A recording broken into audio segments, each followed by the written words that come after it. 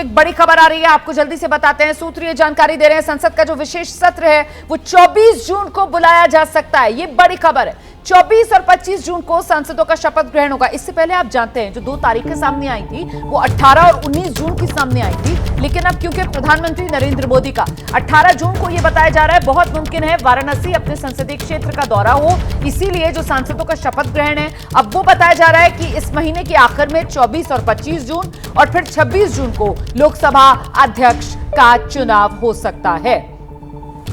और ये जो विशेष सत्र है ये 24 जून से 3 जुलाई तक चलेगा।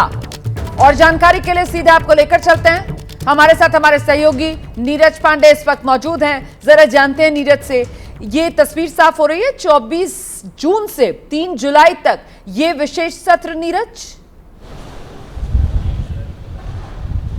बिल्कुल रोमाना, आपने बिल्कुल सही कहा कि 24 जून से 3 जुलाई तक जो संसद का विशेष सत्र है वो हो सकता है। इस दौरान 24 और 25 तारीख यानी 2 दिन सांसदों के शपथ ग्रहण का कार्यक्रम रहेगा, यानी कि देश भर से जो सांसद जीतकर चुनाव आए हैं 545 सांसद, उन सभी सांसदों का जो शपथ ग्रहण होगा। और उसके बाद 26 तारीख को लोकसभा अध्यक्ष का चुनाव हो सकता है 26 जून को।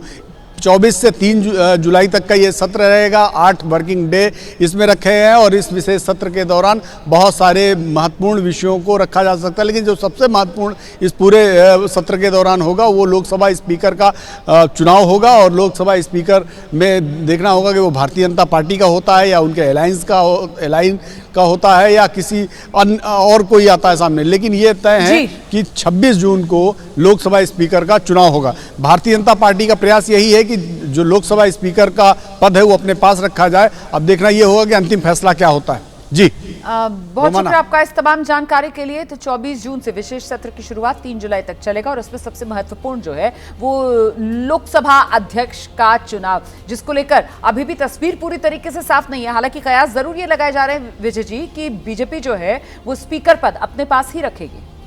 बहुत संभावना है, क्योंकि एक तो सबसे बड़ी पार्टी है और लोकसभा अध्यक्ष का जो पद है वो खासतौर से गठबंधन सरकारों में बहुत महत्वपूर्ण हो जाता है, क्योंकि किस तरह से गठबंधन में सभी दलों को साथ रखना, तोड़फोड़ की यदि कोई गुंजाइश हो तो उस पर कैसे काम किया जा सकता है। यह अविश्वास मत का भी जब मसला आता है तो लोकसभा अध्यक्ष की भूमिका बहुत महत्वपूर्ण होती है। जी, जो अभी चर्चा चल रही है कि क्या टीडीपी इसके लिए दबाव बना रही है, टीडीपी का होना चाहिए। पिछली बार वाजपेयी सरकार के वक्त टीडीपी के बाल योगी साहब वहाँ पर स्पीकर थे, लेकिन उसकी और आज की स्थिति में बहुत फ़र्क है।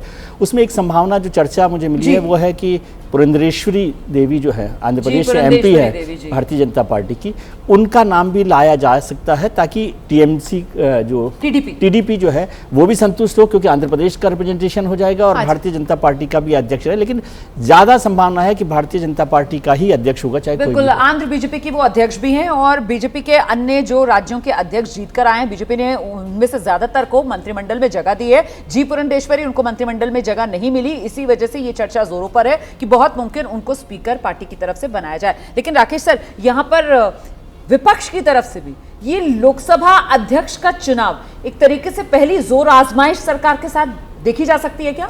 नहीं, जहां तक इस बात को लेकर शुरू में चर्चा जरूर हुई थी कि स्पीकर का पद गठबंधन लेना चाहता है और उसी के चलते आप देखिए कि टीडीपी की तरफ से एक बयान दिलवा दिया गया कि स्पीकर के पद को लेकर हमारा तरफ से ना तो कोई दबाव है ना ही कोई शर्त है।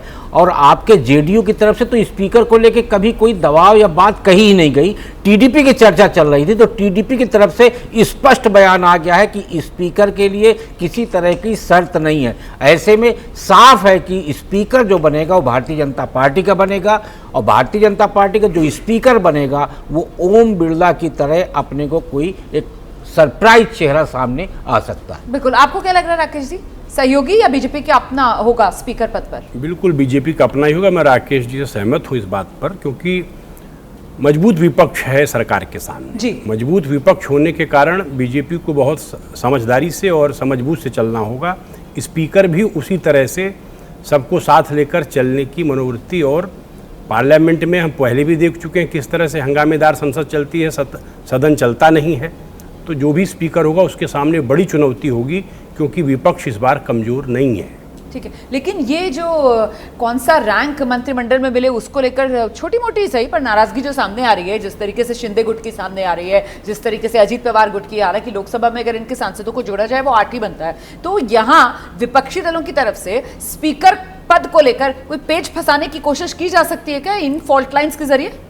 देखिए, स्पीकर का पद रणनीतिक रूप से महत्वपूर्ण इसलिए है कि ये गठबंधन सरकार है और उसमें बीजेपी की जो प्रवृत्ति रही है अपने सहयोगी दलों को किसी न किसी मौके पर तोड़ने और अपने आप को मजबूत करने की रही है।